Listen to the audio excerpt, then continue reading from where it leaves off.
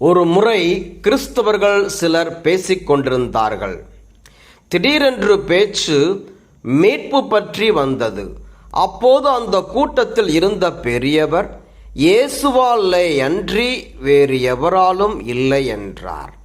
அந்த பெரியவர் சொன்ன கருத்தை கூட்டத்தில் இருந்த மற்றவர்கள் ஏற்றுக்கொள்ளவில்லை. உடனே அவர் தன்னிடம் இருந்த திருவிவிலியத்தை அவர்களிடம் எடுத்து கொடுத்து, இதோ திருவிவிலியம், இதில் நான் சொன்ன கருத்திற்கு மாற்று கருத்து எங்காவது உண்டா? நீங்கள் கண்டால் அதை என்னிடம் காட்டுங்கள். நீங்கள் என்னிடம் எவ்வளவு பணம் கேட்டாலும் நான் தர தயார் என்றார். பெரியவர் சொன்ன கருத்தில் மற்றவர்களுக்கு உடன்பாடு இல்லை என்றாலும் அதை நிரூபிக்க அவர்களால் முடியவில்லை. அதனால் அவர்கள் அங்கிருந்து கலைந்து சென்றார்கள். ஒரு சிலர் இருக்கின்றார்கள், இவர்கள் கிறிஸ்தவர்களாக இருந்தாலும் மேலே உள்ள நிகழ்வில் வரும் கிறிஸ்தவர்களைப் போன்று கிறிஸ்துவை முழுமையாக ஏற்றுக்கொள்ளாமலும் அவருடைய வழியில் நடக்காமலும் இருப்பார்கள். இத்தகைய சூழ்நிலையில் இன்று நாம் வாசிக்க கேட்ட இறைவார்த்தை தந்தையை அடைவதற்கு இயேசுவே வழி என்கிறது. இயேசு பாடுகள் பட இருந்தார்.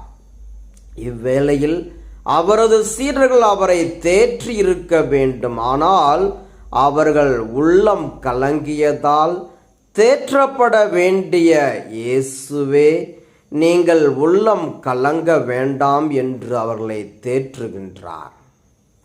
தொடர்ந்து அவர் அவர்களிடம், என் தந்தை வாழும் இடத்தில் உறைவிடங்கள் பல உள்ளன என்று சொல்லிவிட்டு, வழியும் உண்மையும் வாழ்வும் நானே, என் வழியாய் அன்றி எவரும் தந்தையிடம் வருவதில்லை என்கிறார். இவ்வுலகில் நாம் இடறி விழுவதற்கு எத்தனையோ பேர் தவறான வழிகளை காட்ட தயாராக இருக்கின்றார்கள். ஆனால் இயேசு கிறிஸ்து நம்மை தந்தையை நோக்கி அழைத்து செல்லும் உண்மையான வழியாக இருக்கின்றார்.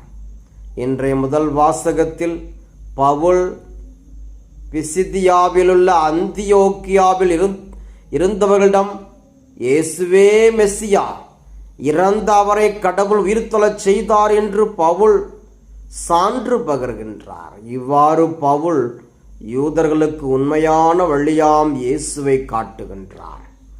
நாமும் பவுலை போன்று வழியாம் இயேசுவை பற்றி மக்களுக்கு சான்று பகர வேண்டும்.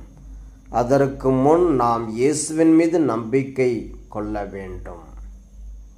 திருத்தூதர் பணி 4:12, இவராலே அன்றி வேறு எவராலும் மீட்பு